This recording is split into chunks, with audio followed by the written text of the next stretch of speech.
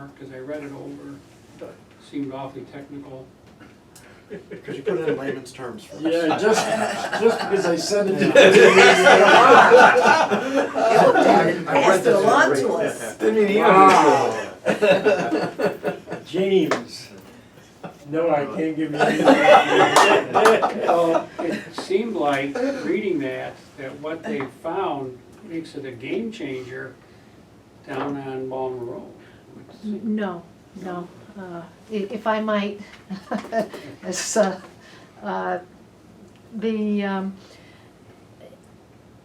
there, for each constituent on the low site, there can be multiple radioisotopes. And the Restoration Advisory Board Technical Committee just wants to make sure that the constituents of concern that have been found that were handled on the property are all covered. And because there are two different Army Corps programs, sometimes one property might cover it and another property may not. But the Army Corps has said that it wants to go back and reinvestigate all of the vicinity properties. And one of them, H prime, which is where they did sample for thorium and uranium and radium and plutonium, that's routinely what they do on all of the properties. So it's not a game changer in terms of the investigative approach. We'll get the report in another 12 to 18 months, hopefully some data sooner, but there are multiple levels in different parts of the country where all of these reports go for review. So the bad news is it takes a long time to get results, but the good news is there are a lot of eyes looking at it, plus ours. I was really surprised to learn that, I mean, I've been a resident of the town since 1970, and I was surprised to learn that Newport had a school on Balmer Road at one time. And now those people that went to that school are they're having a meeting, I think it's this week, I think it's Wednesday or Thursday at Newport. They're having a meeting about health concerns. And the reason that I bring it up is because my son-in-law went to that school, and he has survived thyroid cancer. And when he started checking with classmates, and that almost every one of his classmates has cancer, or has had cancer, or has died of cancer. I mean, this is to me, sounds like we're on the tip of an iceberg for environmental. It's not going to involve the number of people that Love Canal did for sure, but I mean, the seriousness of the illness seems to be, you know, it's big deal. Jim, if I may, on that one, the Balmer Road School operated from 1967 to 1970. It was surrounded by radioactive contamination and chemical contamination, and the kids who attended those schools at probably age 7 and 8 at the time certainly were exposed. It's not a surprise to a lot of us who have been immersed in all of the low site history, but in order to recognize the Balmer Road School, you'd have to recognize the part of the site which is on basically the northwest area of what is CWM today, has had many different names and a very complicated history. Unfortunately, the most effective cleanups were after the school was there, and the federal government never should have leased that property to the school district, which would not be expected to know as much about what was out there, if anything, as the federal government. So it's a very... Nothing was checked prior to them well, going to school? it was checked by a number of agencies, but when it was checked after the school had operated, the agencies found contamination that wasn't found before. The good news is there is no exposure coming off that property today. There is no exposure from the Niagara Falls storage site. What I would caution is, based on discussions with some of the folks involved in the meeting, there seems to be confusion about what is the low site, what is the Niagara Falls storage site. There have been no emissions from the Niagara Falls storage site for 35 years of any significance that would expose the community, because the silo was dismantled.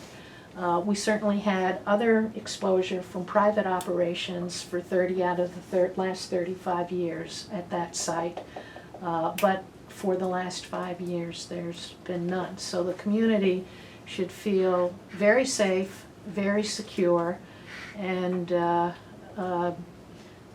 very sympathetic towards those folks who were at the site 40 or 50 years ago who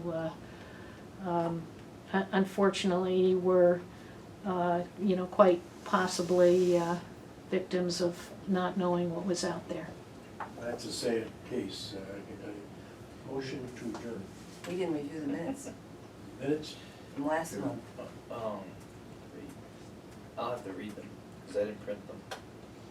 Oh, well, I emailed them to everybody. Right. Oh, your last meeting, yeah, Yeah. sorry. So we have Still in from June 17th and July 8th. I just have June 17th with me. Well, we should approve the minutes for June 17th. Okay, Unless we do it the next time.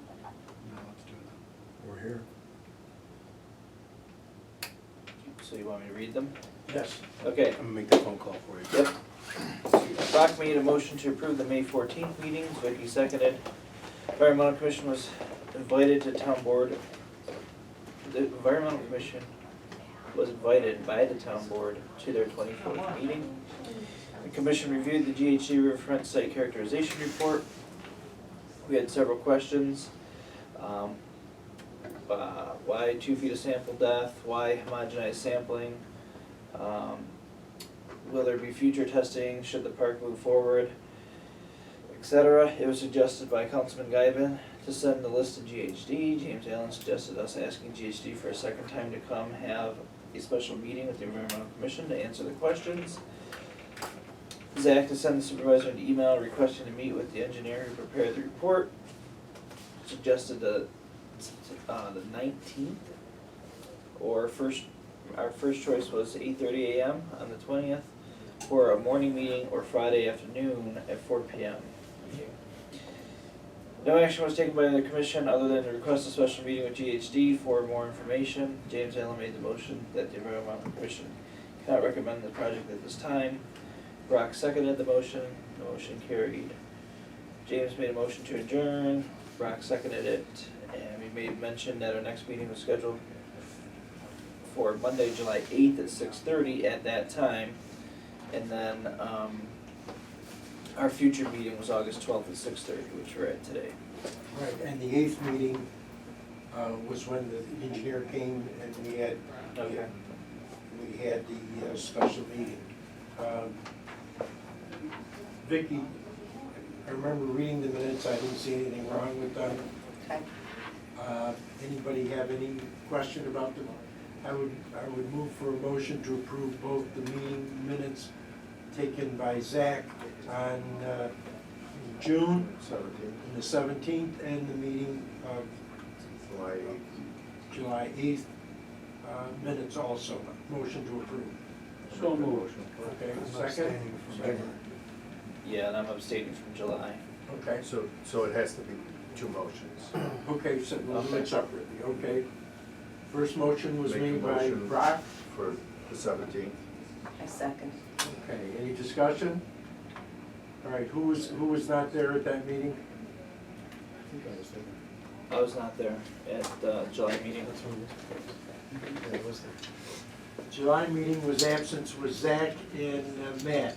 It was? Yes. Last month, yeah. Yeah, so This is last one. This is the 17th, June 17th. I'm sorry, June 17th, you were there? Yeah, Okay, everyone was there. Motion to approve, seconded. All in favor, signify by saying aye. Aye. Nay, carried. Motion now for July 8th meeting minutes. I'll make that motion. Okay, second? Second? I'm Any abstaining. discussion? And Matt is abstaining, and so is Zach. All those in favor signify by saying aye. Aye. Nay, carried. Motion to adjourn. So move second. Thank you very much, everybody. Thanks. Thank you.